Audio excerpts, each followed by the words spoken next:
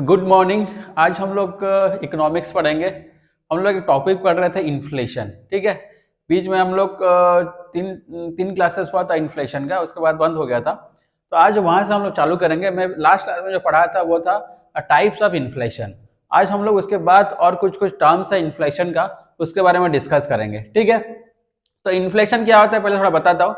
Inflation is defined as when the prices of goods and services increase for a prolonged period over a period of time.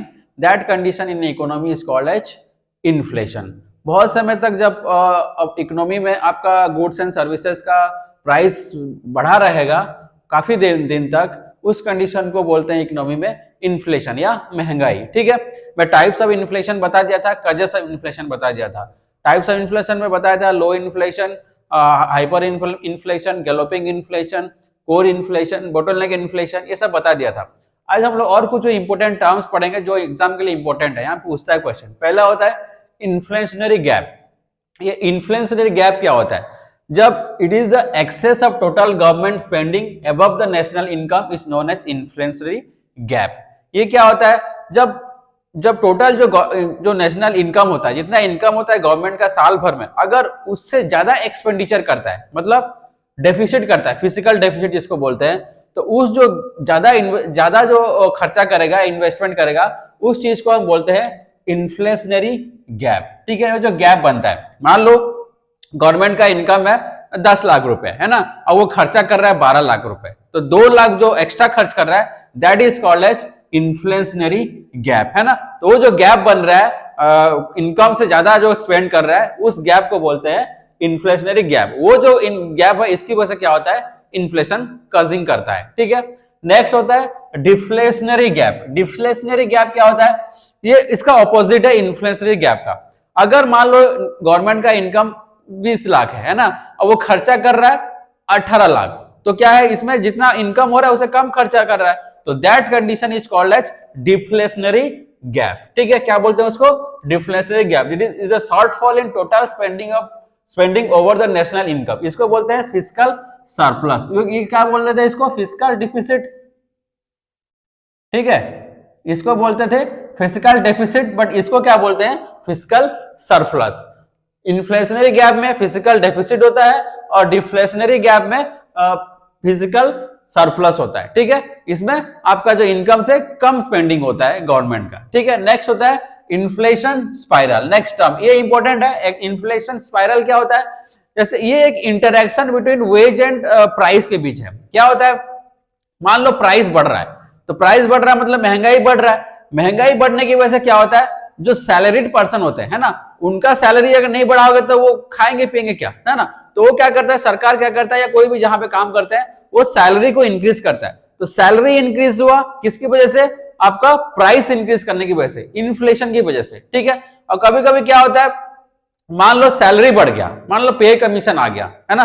पे commission में क्या होता है, आपका automatic salary hike हो जाता है। जब जब आदमी के 10 लाख, पहले 1 लाख जो कमाता था, अभी मान लो 1.5 लाख कमाने लगेगा, तो 1.5 लाख कमाने की वजह से क्या होता है, इसको देखते हुए क्या प्राइसेस जो होता है मार्केट में, तो मार्केट के लोगों को तो पता चल ही जाता है कि हाँ इनका 7 पे लग गया और इनका सैलरी बढ़ गया, तो वो क्या करता है, ऑटोमेटिक क्या करता है, इसको रिएक्शन में क्या होता है, वो अपना प्राइसेस बढ़ाने लगते हैं। तो वो जो प्राइसेस बढ़ता है because of what? Increase in wages. Wage बढ़ने की वजह से प्राइस बढ़ा। अब पहला केस में जो बताया था, प्राइस बढ़ने की वजह से वेजेस बढ़ा। ये जो इंटरेक्शन है ना, प्राइस और वेज का, इस इंटरेक्शन को क्या बोलते हैं? इन्फ्लेशन स्पाइरल बोलते हैं। ठीक है, उसको, उस कंडीशन को बोलते हैं इन्फ्लेशन स्पाइरल। मतलब ये एक स्पाइरल, ये मतलब रोटेट करते रहता है। आपको प्राइस बढ़ाएगा वेजेस को, वेजेस बढ़ाएगा प्राइस को, तो ये एक साइकिल में चलता रहता है, साइकिल है, इसको हम बोलते हैं इन्फ्लेशन स्पाइरल। ठीक है, समझ में आ गया? इन्फ्लेशनरी गैप समझ में आ गया, डिफ्लेशनरी गैप समझ में आ गया, अब इन्फ्लेशन स्पाइरल समझ में आ गया। अब नेक्स्ट होता है इन्फ्लेशन अकाउंटिंग। ये इन्फ्लेशन अकाउंटिंग क्या, ये एक बार एग्जाम में पूछ चुका है एक बार। इन्फ्लेशन अकाउंटिंग क्या होता है? ये this is related to the corporate world, है ना। कॉर्पोरेट वर्ल्ड में क्या होता है, कोई भी मतलब साल भर का हम प्रॉफिट कैलकुलेट करते हैं लोग, है ना, अपना इतना प्रॉफिट हुआ, नेट प्रॉफिट हम लोग को इतना आया। तब मान लो उस टाइम पे इन्फ्लेशन हाई है। इन्फ्लेशन हाई होने से क्या होता है, प्रॉफिट क्या है, थोड़ा ज्यादा दिखता है, रियल में उतना प्रॉफिट नहीं है। मान लो 100 रुपया प्रॉफिट किया कोई, है ना, कोई कंपनी 100 रुपया प्रॉफिट किया, ठीक है, 100 रुपया प्रॉफिट किया है, अब उस टाइम पे एक्चुअल प्रॉफिट उतना होना चाहिए, लेकिन वो इन्फ्लेशन की वजह से मान लो 10% इन्फ्लेशन चल रहा है, वो 110 होगा। तो क्या होता है, जब इन्फ्लेशन की कंडीशन रहती है इकोनॉमी में और कॉर्पोरेट बॉडीज जो प्रॉफिट कैलकुलेट करते हैं वो इन्फ्लेशन उसमें इंक्लूड रहता है। अगर उसी प्रॉफिट कैलकुलेशन को वो इन्फ्लेशन से एडजस्ट करेंगे, जितना इन्फ्लेशन उसको एडजस्ट करके री अकाउंट करके जो कैलकुलेशन करके जो निकालेंगे profit, that accounting is called as inflation accounting. उसको क्या बोलते हैं हम लोग, इन्फ्लेशन अकाउंटिंग बोलते हैं। मतलब वो जो प्रॉफिट है उसको एडजस्ट करेंगे इन्फ्लेशन से। इन्फ्लेशन है करके इतना प्रॉफिट है, अगर इन्फ्लेशन उतना नहीं होता तो कितना प्रॉफिट होता, वो जो अकाउंटिंग होता है that accounting is called as inflation accounting. और ये किससे रिलेटेड है इन्फ्लेशन अकाउंटिंग, ये कॉर्पोरेट बॉडीज के लिए रिलेटेड है, ठीक है, जो प्रॉफिट कैलकुलेट वो लोग करते हैं, ठीक है। दूसरा होता है रिफ्लेशन। रिफ्लेशन क्या है, ये भी एक इंपॉर्टेंट टर्म है। रिफ्लेशन क्या है, ये क्या होता है, ये मान लो इन्फ्लेशन नहीं है, नॉर्मल चल रहा है इन्फ्लेशन, और देश में क्या है आपका अनएम्प्लॉयमेंट बहुत ज्यादा बढ़ा हुआ है। अनएम्प्लॉयमेंट बढ़ा है मतलब क्या है, अनएम्प्लॉयमेंट कब आता है, जब डिमांड नहीं रहता है। जब डिमांड कम होगा तो अनएम्प्लॉयमेंट होगा, क्योंकि आपका प्रोडक्शन ही नहीं होगा। प्रोडक्शन नहीं होगा तो आपको एम्प्लॉयमेंट जनरेशन नहीं होगा।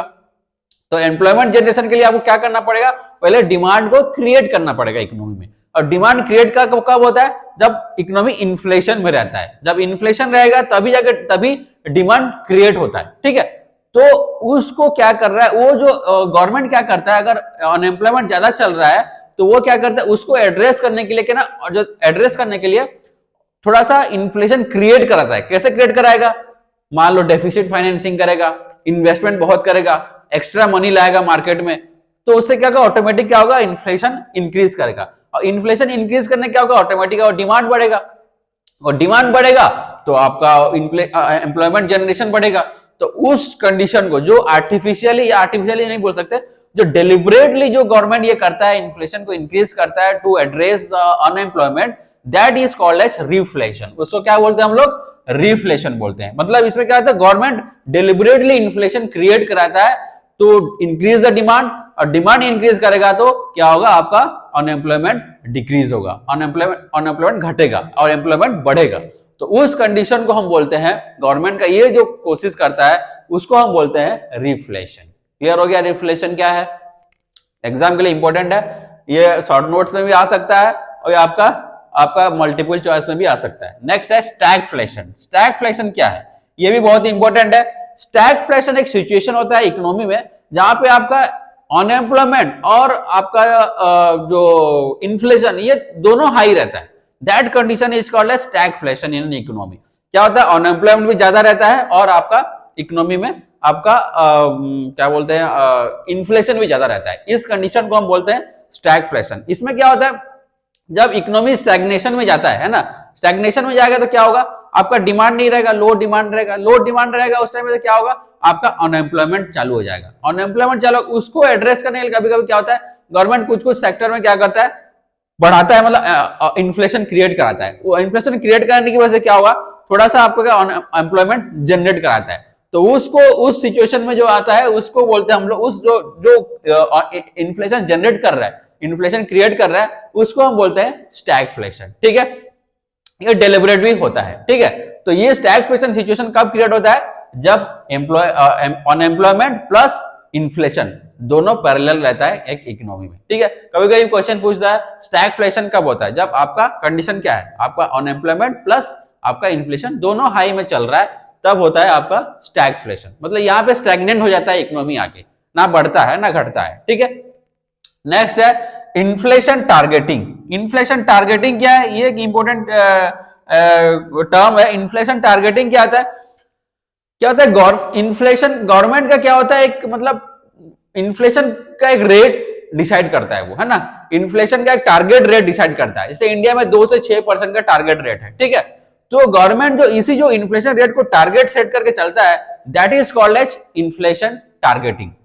और इंडिया में और इकोनॉमी में क्या करता है, अलग अलग कंट्री में जो वहां का सेंट्रल बैंक होता है, जो सेंट्रल बैंक क्या करता है, इकोनॉमिक मतलब क्या करेगा, मॉनेटरी पॉलिसी लाता है। और मॉनेटरी पॉलिसी में क्या करता है, वो डिक्लेयर करता है कि इन्फ्लेशन टारगेट इतना है अपना, ठीक है। तो वो जो गवर्नमेंट टारगेट कर रहा है, कि इतना इन्फ्लेशन के अंदर चलना चाहिए, 2 से 6, उससे ज्यादा नहीं होना चाहिए।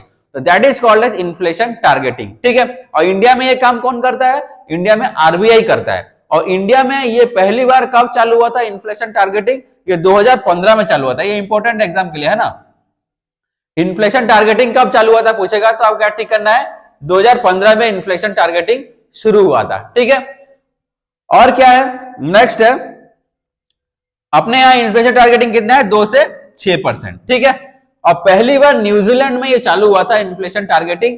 कब चालू हुआ था? 1989 में। अगर पूछेगा पहला कंट्री जो इन्फ्लेशन टारगेटिंग को अपनाया था, अडॉप्ट किया था, वो था न्यूजीलैंड। कब किया था? 1989 में न्यूजीलैंड ने इसको पहले चालू किया था। इंडिया कब चालू किया इन्फ्लेशन टारगेटिंग? 2 से 15%। और कितना रहता है हमारा टारगेट? 2 से करीब 6% का टारगेट हम लोग लेके चलते हैं, ठीक है। नेक्स्ट है स्क्यूफ्लेशन। स्क्यूफ्लेशन क्या है? स्क्यूफ्लेशन में क्या आता है, पूरा सारे जो गुड्स एंड सर्विसेज उसका प्राइसेस जब राइज करता है हम लोग टोटल में इन्फ्लेशन बोलते हैं। अगर कुछ कुछ कमोडिटीज का, कुछ पर्टिकुलर कमोडिटीज का प्राइस राइज कर जाए, मान लो फूड आर्टिकल्स है, फूड आर्टिकल का ही आपका प्राइस राइज कर रहा है, या मान लो जो हैवी मटेरियल हो गया, हैवी मटेरियल का मान लो प्राइस राइज कर रहा है ना, तो उस पर्टिकुलर किसी भी सेक्टर का, किसी भी पर्टिकुलर आर्टिकल का अगर प्राइस राइज कर जाए तो उस कंडीशन को हम बोलते हैं स्क्यूफ्लेशन। क्या है स्क्यूफ्लेशन? देखो, in skewflation there is a price rise in one और स्मॉल ग्रुप ऑफ कमोडिटीज। मतलब कुछ ही कमोडिटीज का प्राइस राइज करता है, बाकी कमोडिटीज का प्राइस जैसा का वैसा रहता है, वो राइज नहीं करता है। That is called as skewflation. India में स्क्यूफ्लेशन हुआ था 2009 में, जब फूड आर्टिकल्स का प्राइस बस बढ़ गया था उस टाइम पे, और आपका बाकी का चीजों का, सर्विसेज हो गया, बाकी जो नॉन फूड आर्टिकल्स हो गया, उसका प्राइसेस नहीं बढ़ा था, कमोडिटीज जो हो गए। तो उस कंडीशन को हम बोलते हैं स्क्यूफ्लेशन। मतलब एक या कुछ मतलब आर्टिकल्स का आपका प्राइस राइज करेगा, that condition is called as skewflation, ठीक है। और एक इंपॉर्टेंट, बहुत इंपॉर्टेंट टर्म है जीडीपी डिफ्लेटर। जीडीपी डिफ्लेटर क्या है? ये बहुत बार एग्जाम में पूछ चुका है। जीडीपी डिफ्लेटर क्या है? It is the ratio between the inflation at current price divided by inflation at constant price, है ना। जो रेशियो होता है that is called as GDP deflator. GDP deflator क्या है definition? It is the ratio between GDP at current price to the GDP at constant price, ठीक है। तो इसका जो रेशियो होता है उसको हम बोलते हैं जीडीपी डिफ्लेटर, ठीक है। और सबसे इंपॉर्टेंट चीज यह है, क्वेश्चन पूछ सकता है कि 2-4 ऑप्शन दे देगा, इसमें एक जीडीपी डिफ्लेटर देगा और पूछेगा कि इनमें से सबसे ज्यादा, सबसे मोस्ट कॉम्प्रिहेंसिव जो टर्म है जो इन्फ्लेशन को डिसाइड करता है, इन्फ्लेशन को प्रेडिक्ट करता है, तो सबसे कॉम्प्रिहेंसिव जीडीपी डिफ्लेटर है, ठीक है। क्योंकि जीडीपी क्या है जानते हो? It is the gross domestic product, है ना, ग्रॉस डोमेस्टिक प्रोडक्ट है। It is the total money value of final goods and services produce within the geographical boundary of a country, है ना। तो पूरा सारे सर्विसेज गुड्स को लेके जीडीपी कैलकुलेट होता है। अगर जीडीपी को हम लोग इन्फ्लेशन में कैलकुलेट करेंगे, करंट प्राइस में और कांस्टेंट प्राइस में कैलकुलेट करेंगे, तो सारे प्रोडक्ट्स हो गए, सारे कमोडिटीज हो गए, सारे सर्विसेज उसमें आ जाता है। तो उसको अगर हम लोग रेशियो डिवाइड करेंगे, रेशियो लेंगे, तो हम लोग एग्जैक्ट इन्फ्लेशन हम लोगों को मिल सकता है, ठीक है। तो जीडीपी डिफ्लेटर क्या है? ये बहुत ही मतलब बेस्ट मान सकते हैं कि इन्फ्लेशन कैलकुलेशन का, जो इन्फ्लेशन कितना है वो प्रेडिक्ट कर सकता है, ठीक है। इसको वही लिखा गया है, it's the ratio of GDP at constant price and GDP at constant price used to measure inflation. It is most comprehensive measure of inflation. ये सबसे अच्छे से इन्फ्लेशन ये मेजर करके दे सकता है जीडीपी डिफ्लेटर, ठीक है। समझ में आ गया इतने सारे टर्म्स? इन्फ्लेशन गैप क्या होता है, डिफ्लेशनरी गैप क्या होता है, इन्फ्लेशन स्पाइरल क्या होता है, इन्फ्लेशन अकाउंटिंग क्या होता है, reflation, stagflation, inflation targeting, skewflation and GDP deflator. ये इतने सारे 9 आपका टर्म्स हैं, इसको अच्छे से याद करिएगा। 2 नंबर का क्वेश्चन भी आ सकता है और आपका ये क्या बोलते हैं मल्टीपल चॉइस में भी ये आ सकता है। ये बहुत इंपॉर्टेंट है, ये सारे टर्म्स इसको याद करिएगा। कुछ भी डाउट हो तो मैसेज करिएगा, ठीक है। Thank you.